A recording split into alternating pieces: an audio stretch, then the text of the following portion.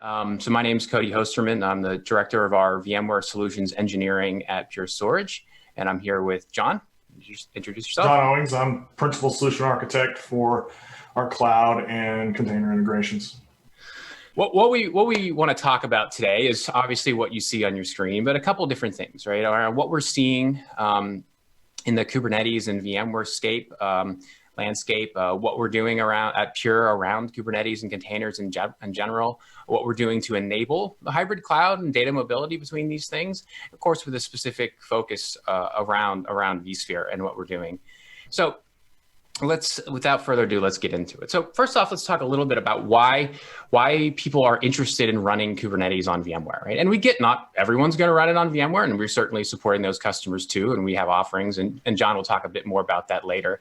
But we certainly have a lot of customers running their applications on VMware, inside of virtual machines on VMware. And so the question is, like, why would I want to run containers on top of it? Well, there's a lot of reasons. One is just the support that VMware provides across the stack, and the support across multiple vendors that exist around the VMware ecosystem. And of course, the ecosystem itself. Hey, I have this backup vendor. They do these cool things. I have this storage vendor. I have this analytics platform. There's a ton of integration around the VMware and vSphere platform, and people don't want to get rid of that and ditch it for something else and lose all those features. And of course, the experience that they have, and it's not just the VMware experience I'm talking about, it's their own experience. Hey, I know how to use VMware. I have a lot of expertise around this. I can build a lot of cool things quickly. And I think the last point is that VMs aren't 100% going away, right? I mean, bare metal hasn't 100% gone away. It's still out there. And so there's still going to be a need to run virtual machines, right? I mean, just look at AWS. A lot of it is EC2 instances. And so VMs aren't going there. And so having a single platform to be able to effectively run your containers, effectively run your virtual machines, and take advantage of that is something that customers are certainly looking at, right? We're seeing this, in particular recently, this move to take the Kubernetes offering into central IT. Now, there are certainly a lot of very sophisticated shops that have been doing it for many, many years. But a large portion of the customers and prospects that we speak to are just really starting to get into this. And they're looking, it's like, this is an offering we need to provide our developers, our end users, our application owners. Where do we do this? And they have large VMware teams, and that seems to be a good place to start. And of course, all the features that VMware provides, or HA, the DRS, vMotion, storage vMotion, all these things can still play a piece. And I think VMware is doing putting a lot of effort into making them effective and usable directly in a Kubernetes environment. So, John, why don't you talk a little bit about what's the landscape now around what VMware offers here?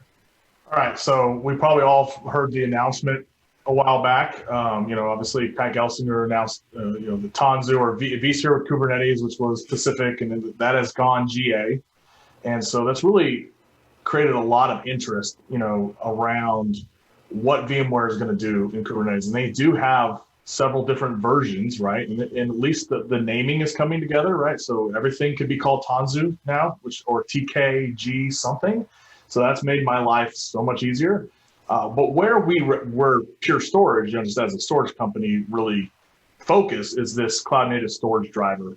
And that is VMware's CSI driver that allows kind of the automation from Kubernetes into the storage, right? Being able to create persistent volumes for stateful apps, those types of things.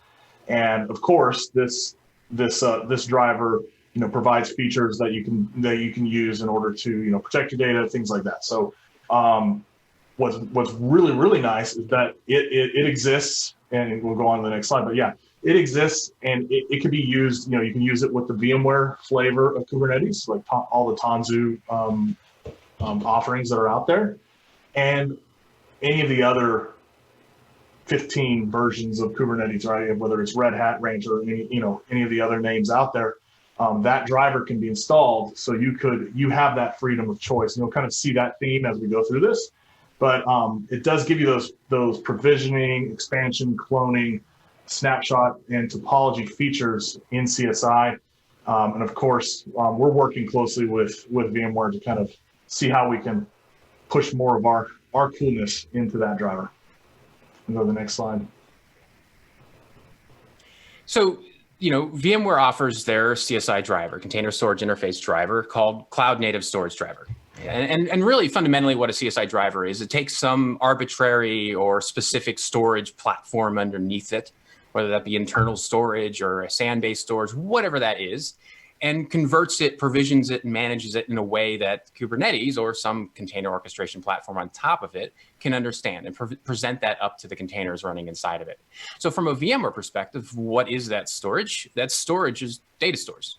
Right? And there's tons of different data store options inside of VMware, right? We've got vSAN, we've got vVols. You're not going to get away with the presentation that I'm giving without talking about vVols, and there's certainly more coming.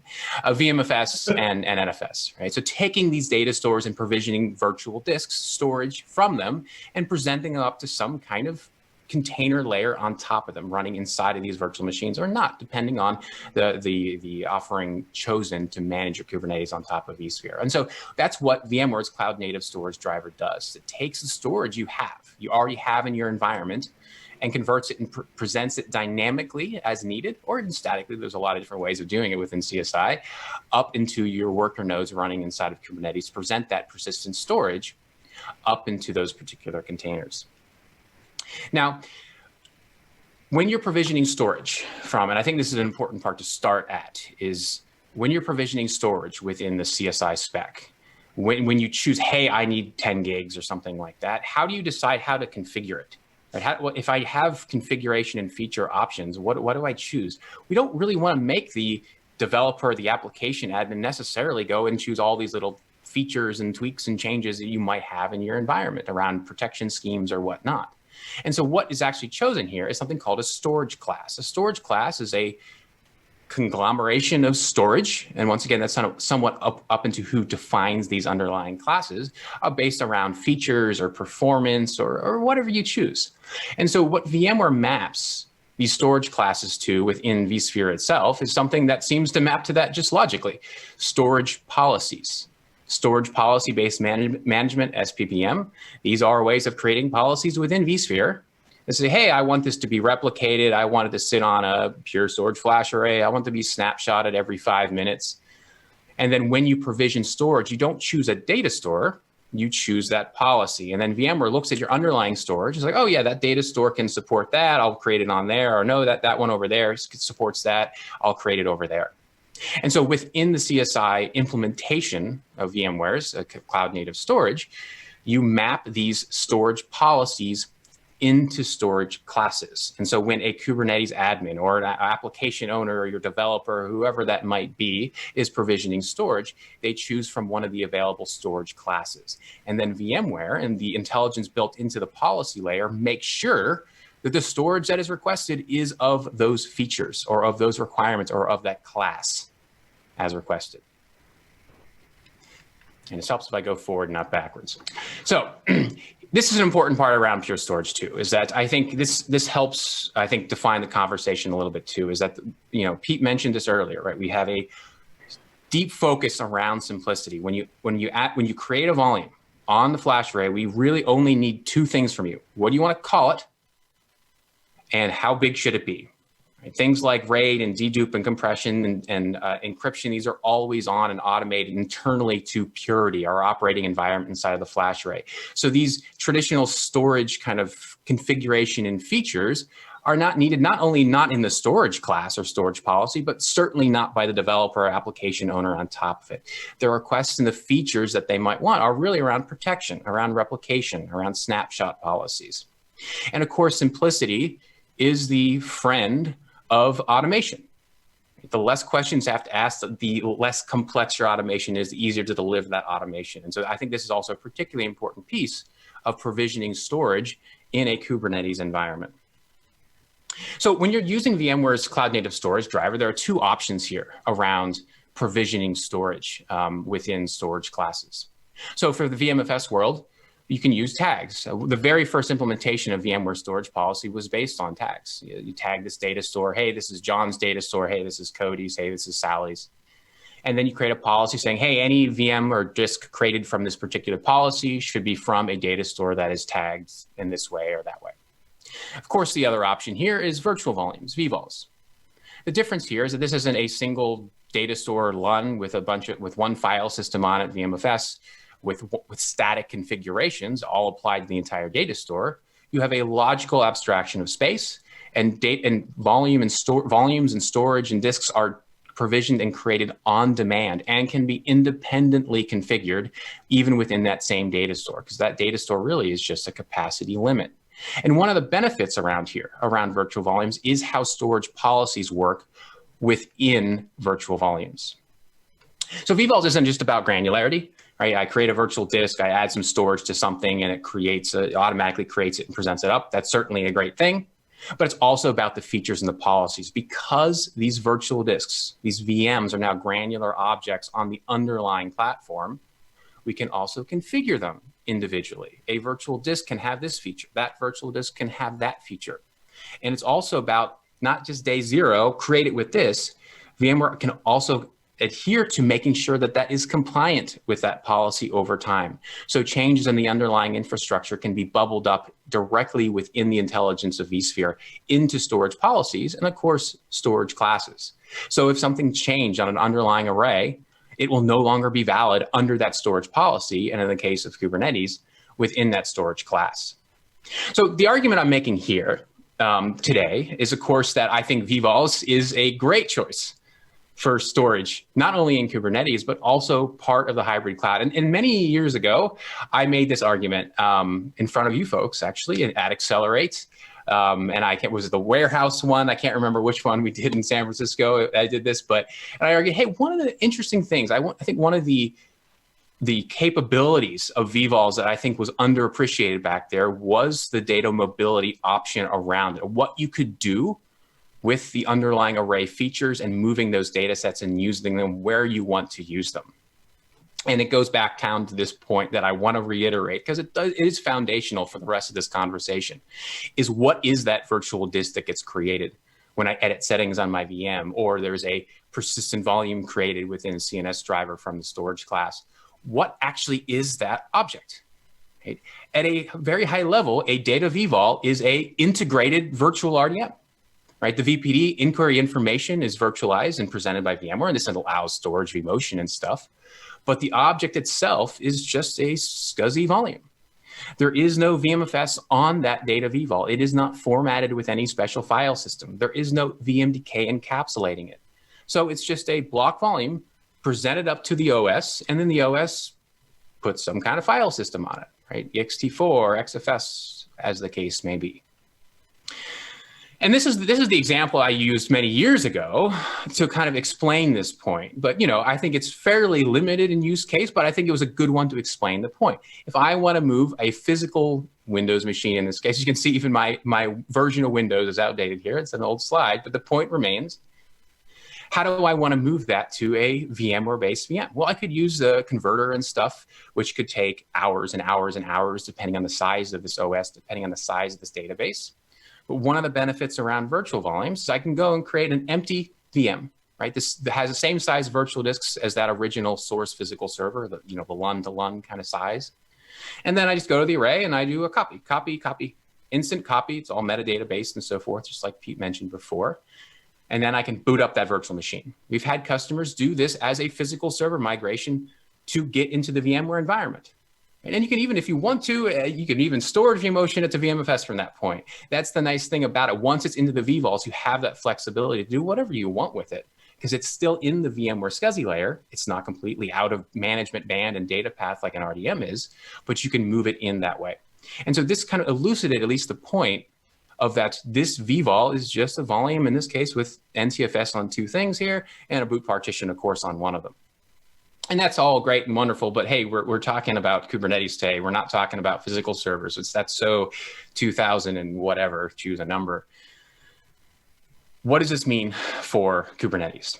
Well, here's the other point around this. When you're provisioning storage in a Kubernetes environment, it's creating something called FirstClass Disks. And I'll get into that a little bit more. But what vVols makes a virtual disk a first-class object on the array. I can see that individual volume. I can see its configurations. I can see its data reduction. I can report on its performance. I can manage it as an object. And also, VMware introduced a concept, and this was a couple years ago, called FirstClass Disks. Sometimes I believe they're called improved virtual disks if you Google them a bit. And essentially what this is it allows you to create a virtual disk independently of a virtual machine. One of the things around virtual disks generally is that when you created one, you had to say, all right, this VM, create a new disk and add it here. There was no way to create or manage them independently. And so what was the use case for this? Like a couple years ago, wasn't particularly strong because generally that data set was very well tied to that virtual machine. There was not a lot of need for that disk to outlive the VM. But I think that changes with containers. Often the container itself may be around for a short time, maybe a little bit longer time, but often its storage, its persistent storage is going to outlive it. And so the ability to manage and configure that storage independently of the compute layer using it, the virtual machine or the container or whatnot, is something of significant importance. Right? I tear this container gets shut down, that storage is still there, and I can still manage it within the VMware API. And that's what a first-class disk is. I can create and snapshot and copy virtual disks, whether it's associated with a virtual machine or not. And that's what VMware uses within the CNS driver for persistent volume claims, for persistent volumes. When you provision from a storage class, VMware goes down to the storage policy layer and figures out where it should go, and then it creates a first-class disk without having to present it to a virtual machine. And you can see that directly inside of the VMware UI. And then as needed, when that persistent volume gets claimed, then it gets presented up to the worker node as needed by VMware CSI driver. And if that that container gets thrown down, depending on the configuration of that claim and so forth, that storage can also exist outside of it and be reused later by a redeployment of that particular container. So let's take a look at this. This is another important part around vVols and that use case I talked about before. I now have a non-VMware Kubernetes environment. And hey, central IT is moving everything to the VMware side. Or, hey, I want to start trying out VMware Tanzu. I want to move some of these applications over there to be closer to my virtual machines or whatever the case may be. How do I get that in there? Well, if these persistent volume claims or persistent volumes are already on a flash array, they're just, once again, block volumes that are presented up through our CSI driver, which John will talk about in a bit. And so how do we get that in there? Well, we take that application, we can deploy it to Kubernetes running on top of VMware, and then that volume gets copied directly over to those persistent volume claims, and that application can be deployed. Because these are just block volumes, now that's what a PV is, a block volume with some file system sitting on top of it. That whole data mobility concept still persists here with vVols. If you have non-VMware persistent volume claims on the flash array, we can just copy it right over to those first-class disks and start that particular application. And I think this is particularly even more powerful because the operating system and the configuration and all that stuff is completely divorced from the persistent data set. And so this opens up that mobility use case even further because you don't have to worry about drivers and so forth. That container can run on Kubernetes deployed anywhere. That's kind of the whole point around using containers and around using Kubernetes to orchestrate. So John, why don't you introduce our CSI driver? Yeah, so I mean, we're building here, but in addition to that, like for VM environments or even physical environments, we came out with this solution called Pure Service Orchestrator. Gosh, it's a little over almost 3 years ago. I'm gonna guess like 2.5. And anyways, it is kind of our ability to insert kind of the best practices that a storage admin would normally do by hand, but in a world like containers where there's no way for you to create LUNs fast enough as a physical person. It's all automated through software. So this integration, this storage as a service, allows us to kind of do automated, it's on-demand storage, but like it's the ability to scale across multiple arrays. So whether they're flash arrays or flash blades, so you're talking about block, file, or even the cloud block store that's out in the cloud, and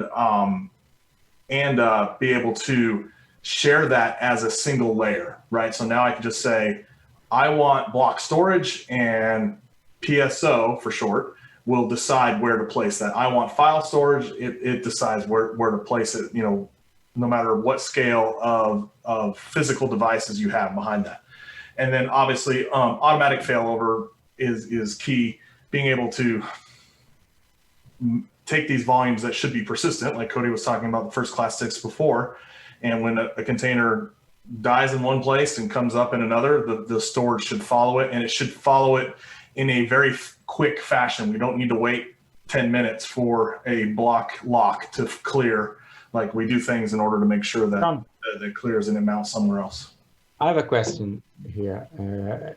So you said that you define, that you want a file or block volume, and PSO decides where to, find the resources and allocate it. But actually, do you have any mechanism to really leverage storage classes to make some high-level decisions? I mean, group some arrays, or decide that I want to be sure that I allocate some arrays that I usually use for dev, for example, instead of my production arrays or things like that. Or is it just everything is automated and I don't have any control on?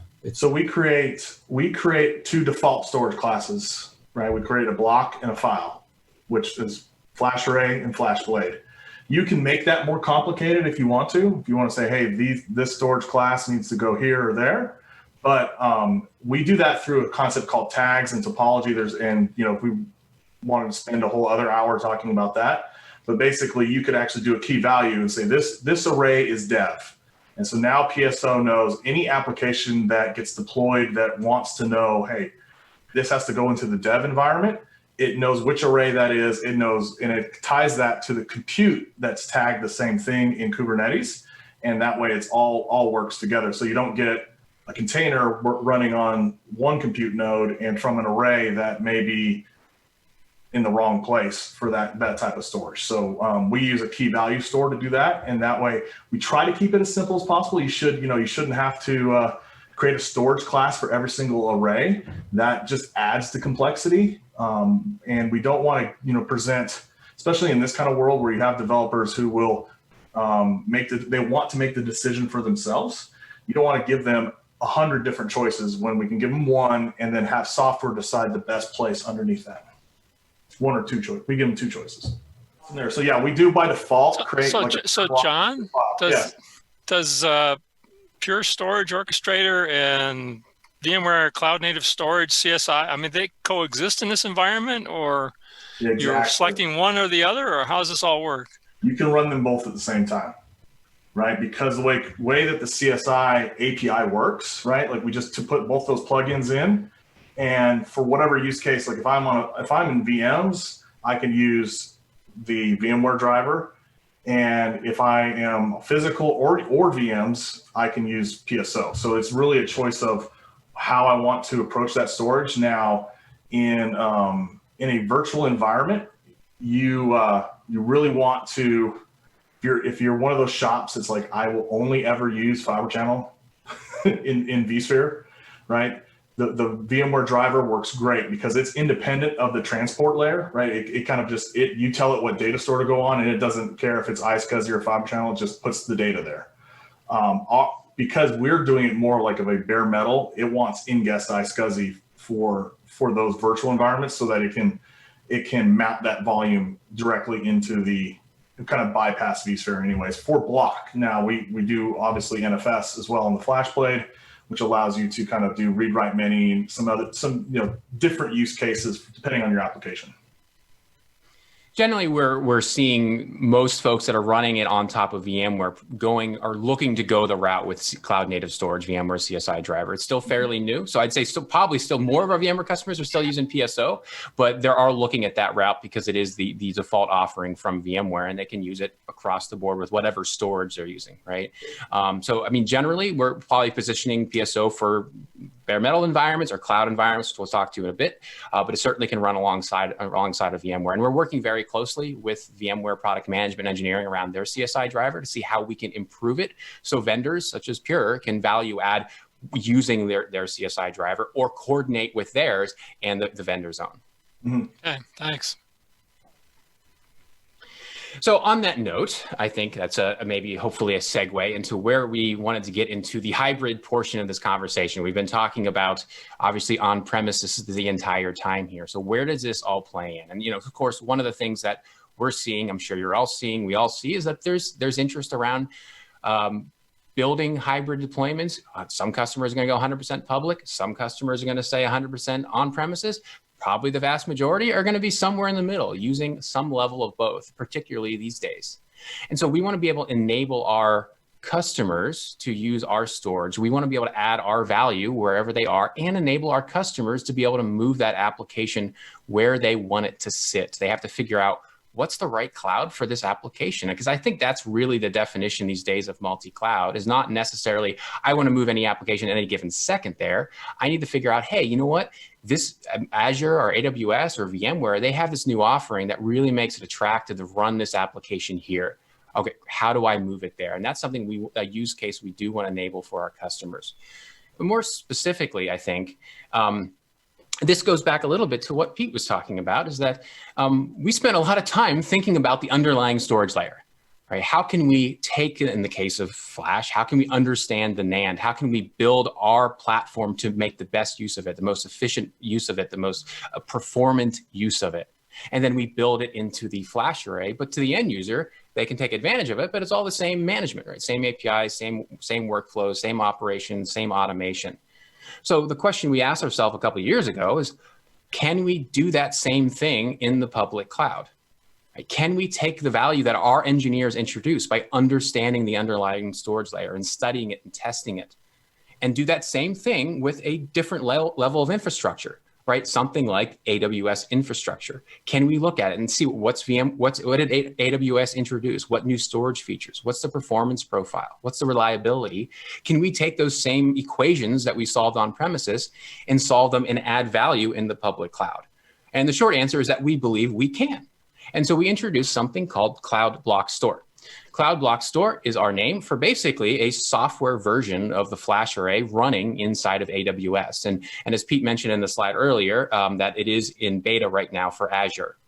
Today, it is GA for AWS. And what this is same front end, right? Same APIs, same management, same scripts, same volumes. But the back end is certainly dramatically different because we built the back end of the Flash array to not at this point understand NAND and Flash and everything, but to understand the AWS infrastructure. How can we best take advantage of S3, of EBS, of IO1 to provide that performance and resiliency that you're used to on premises? Because we feel our engineers can really add value here.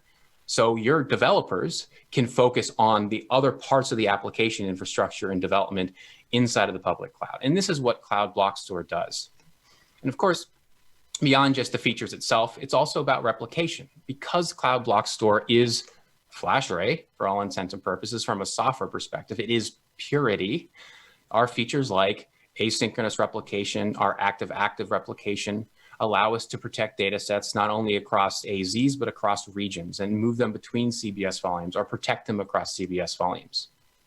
Or protect them from CBS to on-premises Flash array through a VPN connection or a direct connect, depending as the case may be for your particular infrastructure. And so then how does this play into Kubernetes? Well, in the end, CBS is a Flash array. We can replicate volumes to it.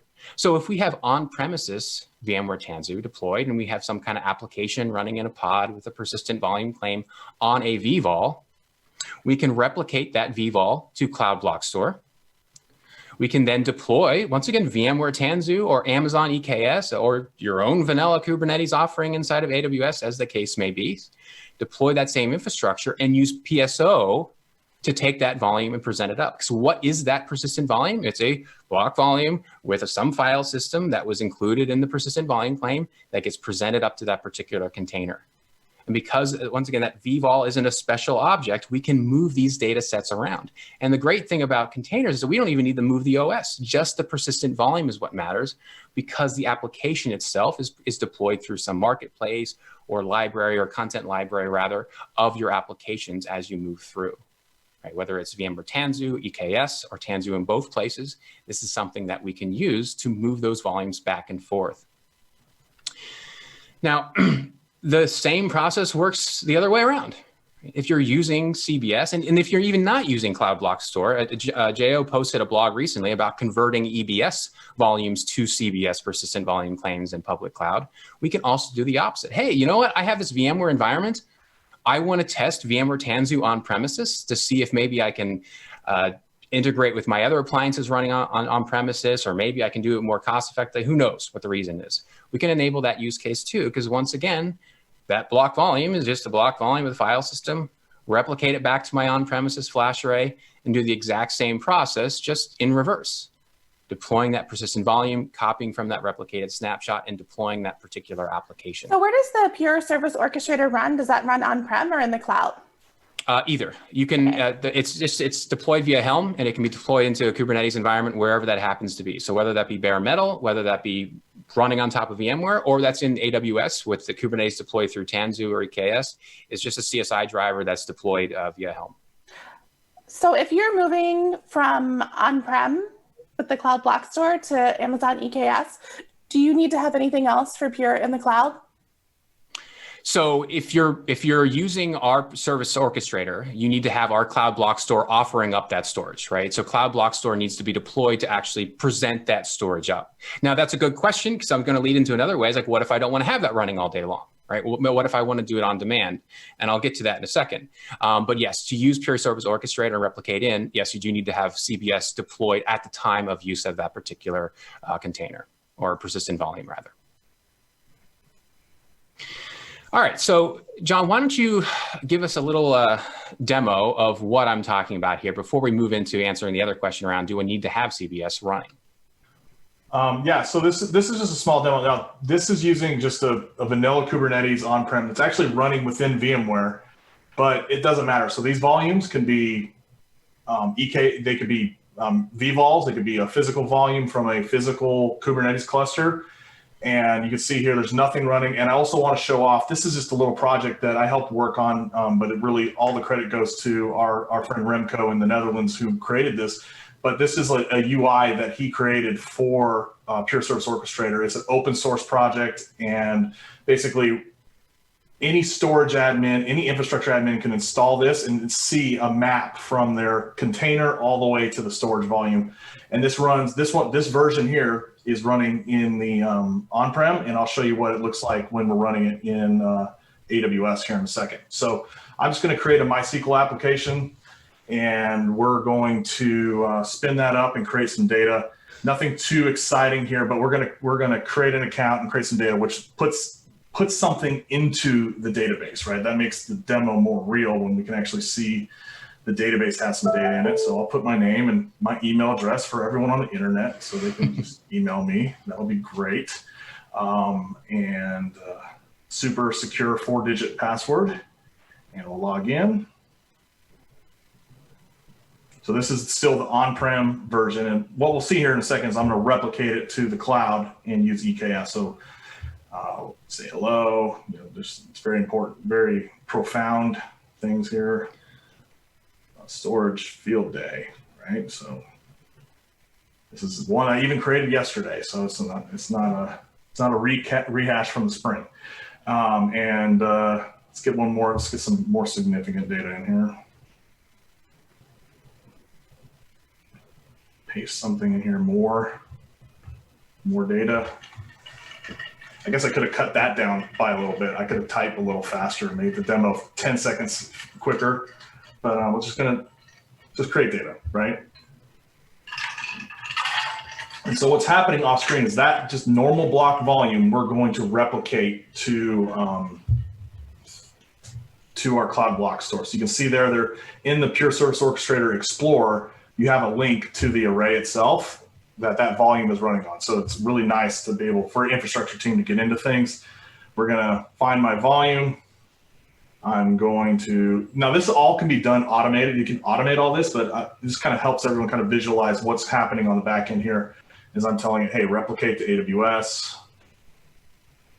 And off it goes. This is the part of the video I cut a ton out because it took about 4 minutes for it to copy. I mean, it's not a ton of data, but we're still going from our data center over to Amazon.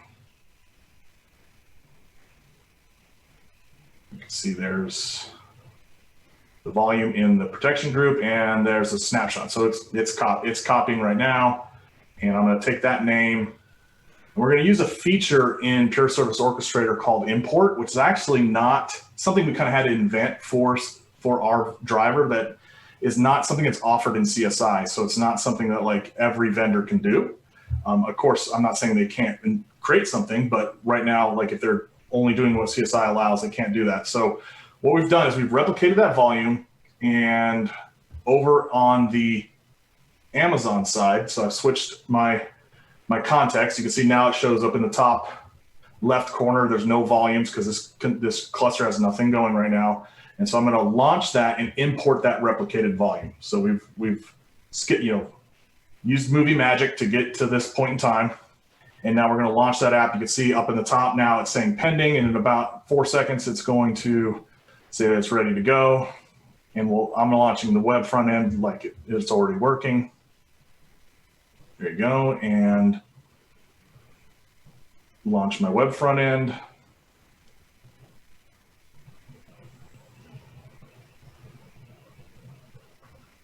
And we'll go check the AWS version of the application.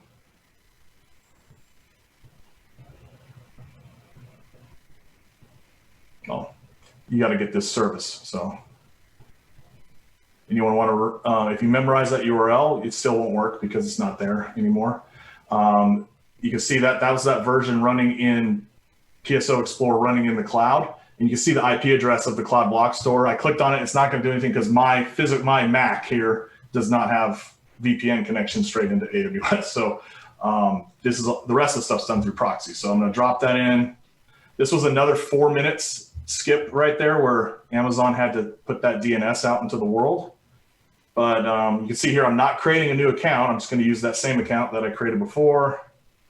And we'll view my notepad, and yay, all the data is there. So what this is enabling, right, for customers is I can now take that data from on-prem and there's the only change in the app manifest in that YAML file for everyone who loves to edit YAML as much as me is saying, instead of create a blank new volume, use this existing one.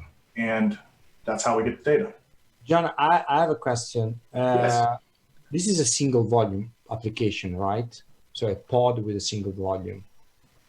Yeah, What happens if I have a Cassandra database, for example, and I have, 20 volumes?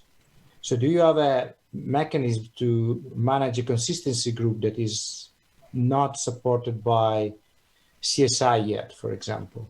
Yeah, so that's that protection group concept that I dropped that one volume into. You'd have to put all 20 volumes in there, and then that snap would be a consistent snap of all those volumes at the same time. Okay, what happens if my applications changes the volumes that I'm running? So it deletes a volume after a while. I mean, some application can request access to a volume and then they don't need it anymore after a while, and they change. So the configuration changes of the application. So how do you manage that possibility? Talking about like the application. Like you have, I don't know, in the morning you have an application. The application starts and needs like 10 volumes, and then after a while, because there is a spike in the traffic, I need additional volumes. Okay, yeah. So automatic scaling. So I need more volumes. How can I automate all the process of adding this to the replication and adding to the same protection group and getting everything on the other side? Yeah, so that's a slightly different. So the way that that's handled in Kubernetes is through stateful sets. So I say grow this app, and then we generate. So if it's CockroachDB or Cassandra or Mongo, that all have application level replication. We create new volumes. Those new nodes come up, and then Cassandra copies the data and resynchronizes the database across the more nodes. Or like one you could search on YouTube. I've done a demo like CockroachDB. It's the same exact thing. You can scale it from 3 to 32 nodes, and we add new volumes as you grow, and then the application copies the data. But I think what you're getting at is like, is there a way to get Pure to copy that data? Let's say that I don't want to replicate the data, remotely with Cassandra, but actually I have an application that uses the same kind of mechanism, but actually doesn't have a replication mechanism. Yeah, I mean, we'd have to find that application because most of the apps that have that kind of scale out to it have a upper layer replication mechanism to keep their data. The problem is that if I have a complex application and I start replicating data with different mechanisms, after a while it becomes very complicated. I don't know why I didn't find it, but we want to make it. We want to make it at least the storage layer very simple, right? Now. The applications depend, you can say, hey, what about this app or that, so there's all kinds of different ways to approach that, because some of them will be read, write, many. So some of them will have, I want to have 1,000 containers read from the same volume. And that's what's read, write, many is, so we do that very well with FlashBlade. We also actually offer it on the flash array through a raw, because that's a file system locking problem, not really a provisioning problem. Like, that, but we solve them. I was asking a different thing. I don't know. Probably. Sorry, it's lately. Probably I was not clear. But so if the application scales automatically, okay, and I want to replicate it to the remote side and be sure that I have a disaster recovery or whatever, can you automate all the process? So when I add a new volume, to get it in the protection group and get it replicated in the remote side. So Kubernetes actually does not have a mechanism to do that now, right? Replication is not a thing in CSI. There's no API call for it. So the way that we do that, the way we actually do solve it, but it takes Ansible or something like that, so if you look in that. If you look in the protection group, we actually have a mechanism where you can put a cluster or a host in there. So that means any volume that attaches, it automatically goes in. So it's all about kind of knowing the limitations of Kubernetes and the limitations of any kind of storage device and being able to kind of solve around it. So today we solve around that with Ansible. I would say most of our customers will run a playbook that will make sure that those volumes get into the protection group. And I think I can answer that also from a VMware perspective, right? So the way that it would work on a VMware world, and this is why I think vVols is important here too, is that array-based replication is integrated into storage policies, right? So you can create a storage policy that specifies not only a target or a replication frequency, but also a consistency group, right? So I want anything provisioned from this policy to be in the same consistency group. So if that persistent volume, an additional one is created for that application, it would come from that class and could also be specified in that consistency group. Now, I will note that today, VMware does not yet support replication groups in their storage classes. So the back end of that is still would have to be scripted or something, but that is something that we're working with VMware to open up their storage classes to work with replication groups in vVol replication policies. So today, the replication has to be assigned by putting the persistent volumes into a replication group. This is one of the advantages, I think, around the automation that vVols offers into the vSphere world, is that as your application scales, when the storage classes support that piece, that'll automatically react to. And that's one of the reasons that I think there's a lot of opportunity from Kubernetes on top of VMware Cloud. What if I don't want to have Cloud Block Store running all the time, right? Maybe, that's one of the very natures of public cloud, is that I have the resources powered on and ready to go when I need them, and then I have them terminated when I don't need them, or paused or whatever. What if I want something to be sitting there for a long time and I want to deploy something I want to replicate to? Well, to replicate to a Cloud Block Store, it has to be on. Right? And I may not want to do that all day long. So we do offer up another option that we call Cloud Snap. Cloud Snap is the term for our replication that can, instead of replicating to another flash array or a Cloud Block Store, it replicates to S3 storage or Azure Blob Storage, right? Or also the option to replicate to some NFS target. And so we can send the snapshots, and we preserve our compression and so forth on those particular snapshots, send them to that S3 target. And then that when needed, it can be rehydrated to another source. So that could be rehydrated back to that original flash array. It could be rehydrated to another array, right? Or it could be rehydrated to a Cloud Block Store running inside of AWS. And so that allows this more kind of DR type workflow than necessarily the dev test or migration workflow we were talking about before. So a very similar offering here. Let's say, once again, we're running VMware Tanzu to deploy and manage my Kubernetes on premises. I then cloud snap my persistent volumes as needed. And this is also managed through those protection groups that John mentioned before, which are consistency groups. Send them to that cloud, that S3 target in this case, on some kind of a schedule. And then as needed, deploy Cloud Block Store, and it's deployed via CloudFormation template in AWS. And then replicate, and then rehydrate rather those snapshots into Cloud Block Store and follow that exact same process to deploy that particular application. And so this allows us to then kind of lazily send the snapshots to the public cloud without even having to have Cloud Block Store sitting there. So another thing that I want to mention here too, and this goes back to one of Pete's last slides, is that we recently introduced Purity 6.0. And one of the features that we opened up in Purity 6, we've had these for a long time, is tagging. Right? Tagging is particularly important in the public cloud around tracking resources and so forth. And so this tagging is also important on premises too. And so we have offered the ability to introduce, to tag volumes and snapshots and replicated snapshots, or even our active volumes and so forth across different arrays, or to Cloud Block Store. And so we can tag these with additional metadata. So if you have additional metadata that you want to keep with that particular data set, you want to replicate with that particular data set, you can use our tags too. And so this is something, personally, I mean, there's a lot of cool things we did in Purity 6, something called ActiveDR and FA file, but this is something I'm really excited about. Honestly, it seems simple, but I'm really excited around building additional solutions on top of what we can do with tagging, because it is a powerful tool. In the end, that's kind of the idea here, is that we want to provide the freedom of choice of where you're deploying your Kubernetes, whether you're deploying it on premises in bare metal, whether you're deploying it on top of VMware with whatever kind of flavor of Kubernetes you want to use. We're going to be, my team in particular, the VMware team, is going to be building a lot of Tanzu solutions around this, or running it inside of AWS. And eventually, when we release CBS on Azure, there too. And so the concept here is we can move the data around.